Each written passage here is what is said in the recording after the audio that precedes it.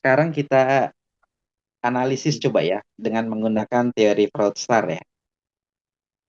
Tentu saja teman-teman kan ada pertanyaan, mengapa oknum hakim karir maupun oknum hakim ad hoc itu bisa sampai melakukan pelanggaran atau penyimpangan kode etik. Nah, sekarang kita lihat dengan teori Fraudstar. Saya merujuk pendapat Albrecht ya. Beliau menulis sebuah jurnal yang berjudul Fraud Examination. Beliau mengatakan bahwa secara garis besar penyebab terjadinya pelanggaran kode etik hakim adalah tekanan, pressure. Nah, menurut Albrecht, pressure itu ada dua dampak. Ada dampak positif, ada dampak negatif. Tekanan bisa berdampak positif. Contohnya, seseorang akan semakin meningkat pekerjaannya. Seseorang semakin punya rasa optimis. Seseorang semakin baik dalam bekerja. Nah, itu adalah tekanan yang berdampak positif. Namun kita juga jangan lupa bahwa menurut Albrecht ada juga tekanan yang berdampak negatif. Sehingga pihak yang ditekan itu akan melakukan penyimpangan, akan melakukan fraud. Nah, ketika seseorang melakukan sebuah pelanggaran atau penyimpangan, maka pada hakikatnya dia sedang melakukan dua hal menurut Albrecht. Yang pertama adalah dia melakukan pelanggaran atau penyimpangan itu disebabkan karena keuangan, money. Jadi, seseorang yang memiliki kebutuhan, needs yang tinggi terhadap keuangan, maka potensial dia bisa melakukan pelanggaran atau penyimpangan. Misalnya contohnya, ada oknum pegawai peradilan, kemudian kebutuhan kehidupannya tinggi, sedangkan penghasilannya rendah misalnya, nah dia bisa menggadaikan jabatannya untuk melakukan perbuatan-perbuatan nirmoral, suap, gratifikasi, dan lain-lain. Nah, yang kedua, seseorang juga bisa melakukan pelanggaran karena adanya tekanan perilaku, circle. Makanya kita sering mendengar, kalau seseorang main dengan tukang minyak wangi, dia terbawa harum. Nah, begitu juga dengan kita. Kalau rekan-rekan ingin menjadi hakim yang baik, maka mulai sekarang rekan-rekan harus pandai-pandai memilih teman. Karena perilaku seseorang itu sangat berpengaruh terhadap orang lain. Lingkungan di mana hakim itu tumbuh dan berkembang itu sangat berpengaruh terhadap karakter dirinya. Nah, itu menurut Albrecht. Dari sini ada pertanyaan nggak? Tekanan.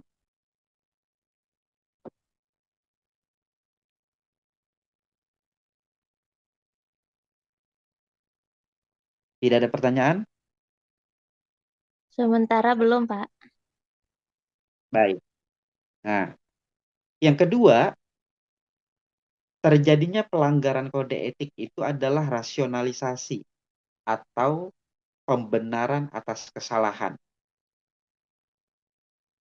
Setidaknya ada 5 ya.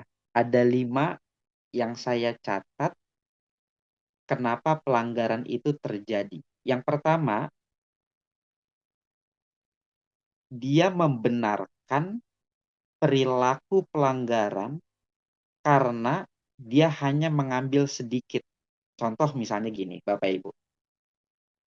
Bapak Ibu menerima uang 10.000. Jumlahnya kecil kan? Kecil. Nah, ketika ditanya, loh kenapa nerima pemberian uang dari pihak berperkara 10.000? Nah, Tentu saja ibu-ibu atau bapak-bapak menjawabnya, oh karena jumlahnya sedikit kok. Perbuatan menerima 10.000 itu dianggap benar, padahal salah, dianggap benar karena merasa jumlahnya sedikit. Karena praktik suap yang terjadi di lembaga peradilan itu biasanya berawal dari penerimaan yang receh. Kalau dia sudah menerima yang receh, otomatis dia akan menerima yang lebih besar. Nah, makanya timbul pertanyaan, lalu bagaimana Pak caranya? Tidak ada pilihan lain kecuali menolak segala bentuk pemberian uang, baik sedikit maupun banyak. That's it, itu aja. Yang kedua, pembenaran begini. Bapak Ibu nerima uang. Ditanya, kenapa kok masih nerima uang dari pihak? Jawabannya, saya sudah bekerja. Saya sudah membantu dia. Masa cuma nerima uang 10.000 dari sisa panjar nggak boleh? Nah, rasionalisasi. Perbuatan salah, jelas-jelas salah, dibenarkan. Karena merasa dia sudah bekerja, sudah melayani. Sehingga dia butuh, butuh penerimaan uang dari pihak tersebut.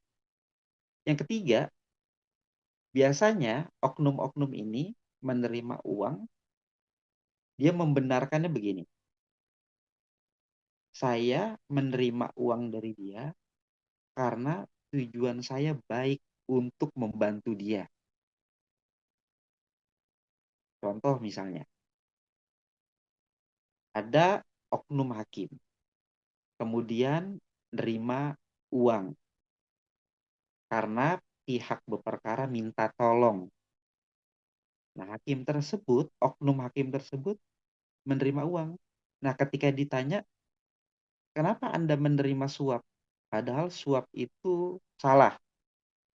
Jawabannya, loh, apa yang saya lakukan membantu pihak berperkara itu jauh lebih besar ketimbang yang saya terima. Karena tujuan saya hanya membantu. Yang keempat, kenapa seseorang melakukan pelanggaran, terutama masalah uang? Karena dia merasa tidak ada pihak ketiga yang dirugikan. Loh, ini yang memberikan pihak, Pak. Yang menerima saya dengan para pihak sama-sama happy. Tidak ada pihak ketiga yang dirugikan.